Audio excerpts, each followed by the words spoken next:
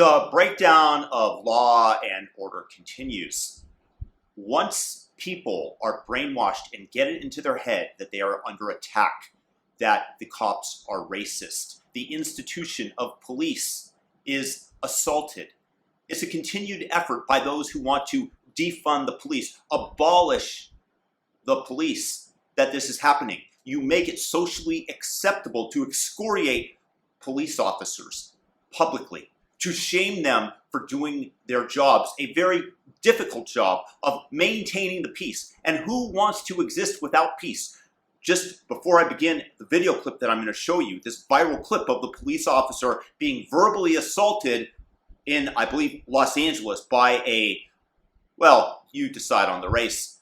But the fact is that people in Iraq longed for the days of Saddam Hussein after terror began to reign through their cities, because there was law and order. Without security, you cannot have a functional society. You cannot live your life. It's how difficult it is if you fear every time that you go outside you're going to be assaulted, that there's going to be machine gun fire in your direction. Would you leave the house? Is this the proper way to run society? So maintaining the peace, which is the function of police officers, when that is vacated, when that no longer exists, we have a breakdown of society. This is actually what the Soviets wanted. There's a fantastic lecture given by Yuri Bezmonov, a former KGB agent who defected to the West, who stated specifically that the whole purpose was subversion, to be able to take over a country without firing a shot by destroying the institutions. And that's what we're seeing at this current moment. So here's the clip. You decide who the racist is in this clip. Good morning. And the speed limit is 40, and I was going 38, so why are you harassing me? You are correct. I pulled you over because you're a murderer. Yes, I started to record because you're a murderer. You can't be on your cell phone while you're driving. Do you have your driver's license? I mistakenly left it at home. Do you have a picture of your driver's license? Yes, I do. May I have it? And can you call your supervisor, please? I already did. He's on his way. Good, because you're a murderer. Okay. And so you're giving me a cell phone ticket? Is that why you're harassing me?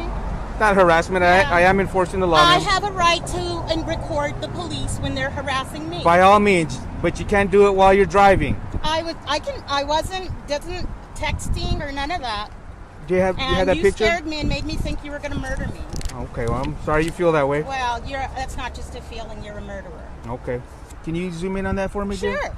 Thank you. And I'm perfectly legal, and I'm a teacher. So there. Congratulations. Murderer. Zoom in on that for me, No, because you're scaring me. You're threatening to kill me and my son. Is this your car? Yes, it is. And you're trying to say I stole my own car because you're jealous? Citation. All you need to do is your signature. He's only citing you for using your cell phone while you're driving. That's it. There you go, ma'am. Sign inside the red box right there. For him being a Mexican racist. What is that name? Gasso? It's on the citation, ma'am. Here you go, Mexican racist. You're always going to be a Mexican. You'll never be white. You know that, right? You'll never be white, which is what you really want to be. There you go, dear. White. Have a good day. You'll notice that she calls him a murderer. You're a murderer. Is that what you say to somebody that you're actually worried is going to murder you? Do you assault him verbally? This is the anger of this woman. This is the anger of society, this certain segment of society, as it has been informed by the media, as the evil leftists continue to attempt to destroy our institutions and having great success at it. This is what is now socially acceptable on the left. Many people on the left would give this woman kudos for standing up for herself, for standing up to the evil policeman who is doing his job, who is more than respectful, far more than the average person would be when verbally assaulted, but knowing that they are being filmed, knowing that every action that they take will be seen not as a microaggression, but as a macroaggression against every single person in the United States of color. And then what do you do with the fact that this guy's Mexican? She's calling him a Mexican racist, that she wishes that he was white.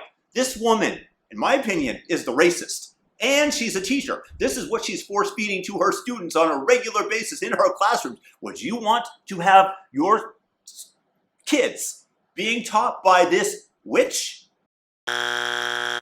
I certainly wouldn't. I would be scared. This is an angry woman. And the reason that she's angry is because the media and the leftists have told her to be angry and that it's okay to put this vile filth forth in public and subjugate the rest of us to her crazy feelings. And this has become commonplace. The police institution is going to crumble. There's only so much assault that any structure can take. You thought that it was impossible to take down the World Trade Centers. People figured out how to do it. These leftists are flying planes into our institutions. Okay? They are also slowly taking them apart. They are pouring acid into the joints. And don't think that it's not intentional, and don't think that this is not going to affect you and your kids and what is being taught to them in school. This woman's a teacher. She should be fired immediately. If anybody had done this, if any policeman had done this in reverse, he would be fired. A policeman in Washington, D.C., when he was being taunted by a Black Lives Matter activist, and this policeman, by the way, was black, he retorted when the person said, "Are you going to shoot me? You're going to shoot me, bro? You're going to shoot me, bro?"